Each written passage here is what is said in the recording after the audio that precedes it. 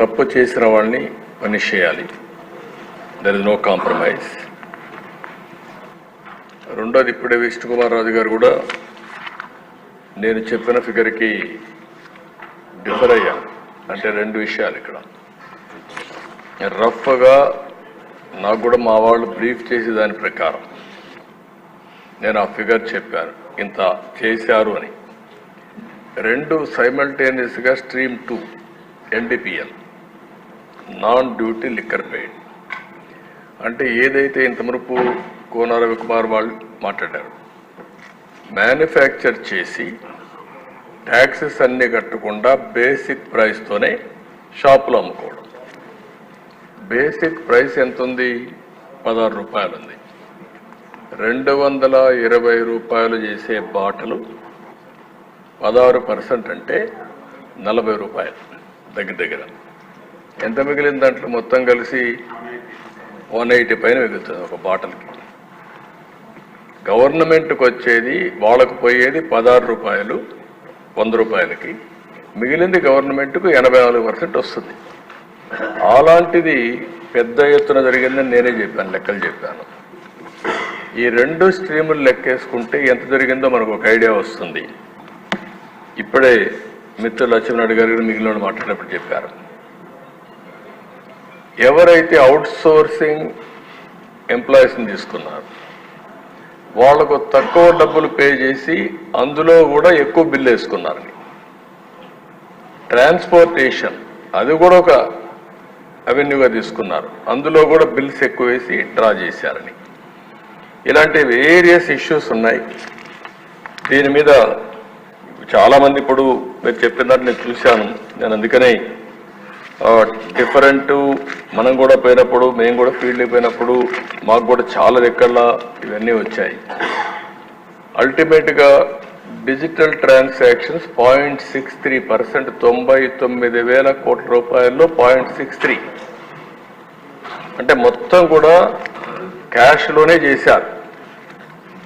ఇప్పుడే మీరు మాట్లాడుతున్నారు, ఇది ఫిట్ కేసు అండి. ఈడీ కూడా ఎన్ఫోర్స్మెంట్ డైరెక్టరేట్ కని కూడా చెప్పే పరిస్థితికి వచ్చారు. ఎందుకంటే ఇంత పెద్ద ఎత్తున ట్రాన్సాక్షన్ జరగకూడదు క్యాష్, అందులో గవర్నమెంట్లో అంత పెద్ద ఎత్తున ట్రాన్సాక్షన్ చేసే పరిస్థితికి వచ్చారు.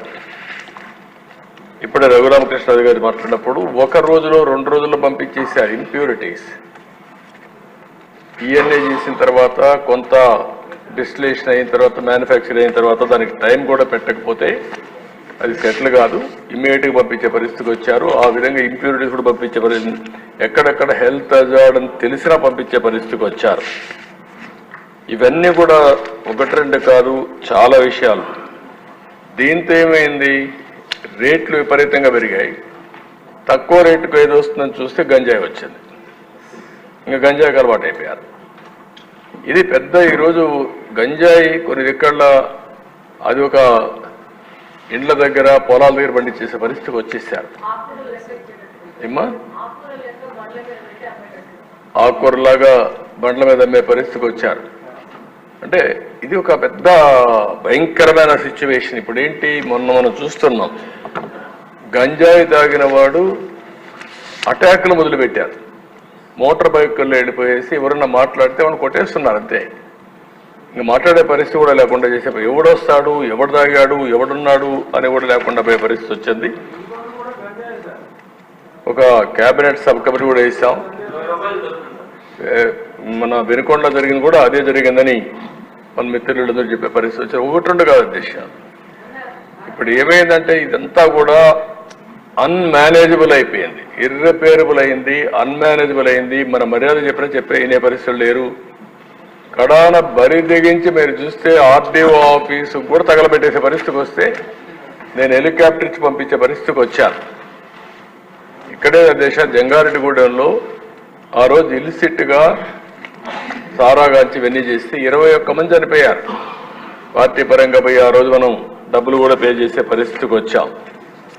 ఇలాంటివన్నీ వచ్చినప్పుడు మనం కూడా గుర్తుపెట్టుకోవాల్సింది కొంటే మీరందరూ చెప్పిన దానిపైన ఇప్పుడే శ్రీనివాస్ గారు మాట్లాడుతూ తాడేపల్లిగూడెం చాలా స్పష్టంగా చెప్పాడు.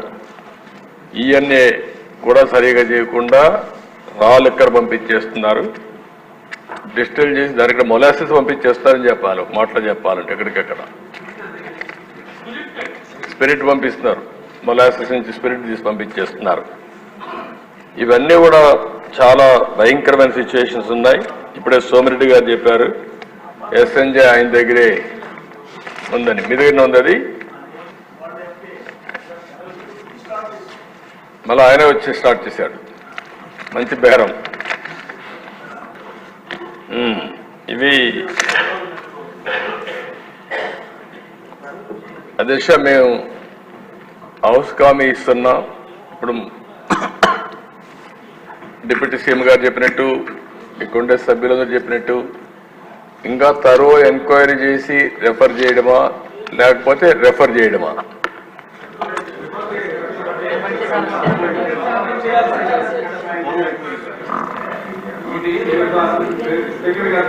జగన్మోహన్ రెడ్డి గారు చేసిన అన్నింటిలోనూ ఇంతకన్నా ఫిఫ్త్ కేసు హైయెస్ట్ ప్రయారిటీ వరకు ఇస్తారు.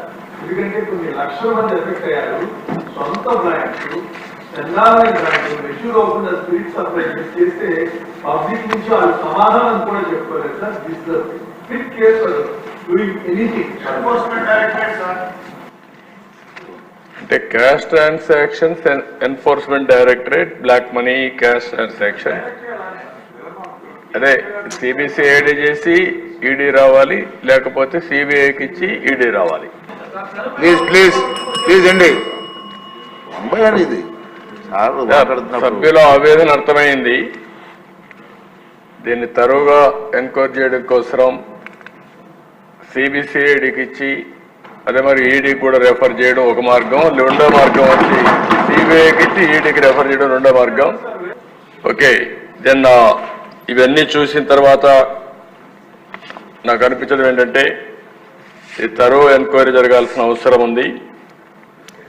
ఎందుకంటే ఎంత జరిగింది ఫ్రాడ్ అనేది కూడా మనం ఇంకొంచెం తరువుగా పోతే తప్ప ఇది సాధ్యం కాదు. ఈఎన్ఏ దగ్గర నుంచి, ఆల్కహాల్ సప్లైస్ అయిన దగ్గర నుంచి, డిస్టిలరీ దగ్గర నుంచి ఎంత వచ్చింది, ఎంత ఆఫ్లో పోయింది, ఇవన్నీ కూడా తరువుగా చేయాల్సిన అవసరం ఉంది. అందుకనే 5 సంవత్సరాలు లక్షల కోట్ల రూపాయలు నగదు అమ్మకాలు జరిగాయంటే, అది కూడా సొంత డిస్టిలరీస్ పెట్టుకొని చేశారంటే ఇది చాలా భయంకరమైన పెద్ద స్కామ్ ఇది. ఇవన్నీ కూడా మనం చూసినప్పుడు నాన్ డ్యూటీ పెయిడ్ లిక్కర్ ఎంత పోయింది అవన్నీ ఉన్నాయి. ఫైనల్గా వాస్తవాలన్నీ బయట రావాలి.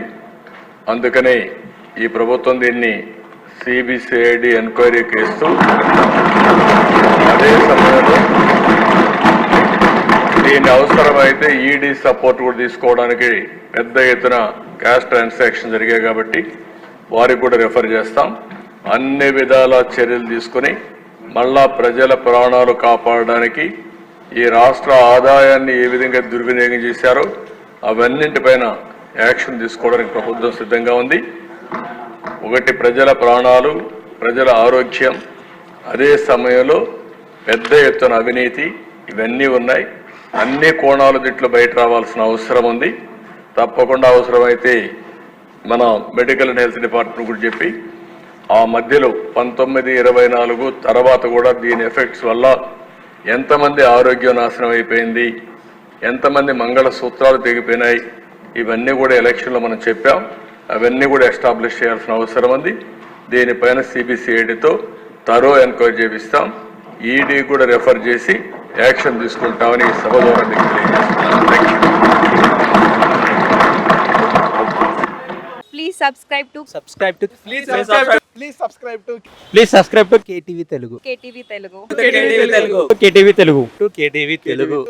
Telugu channel.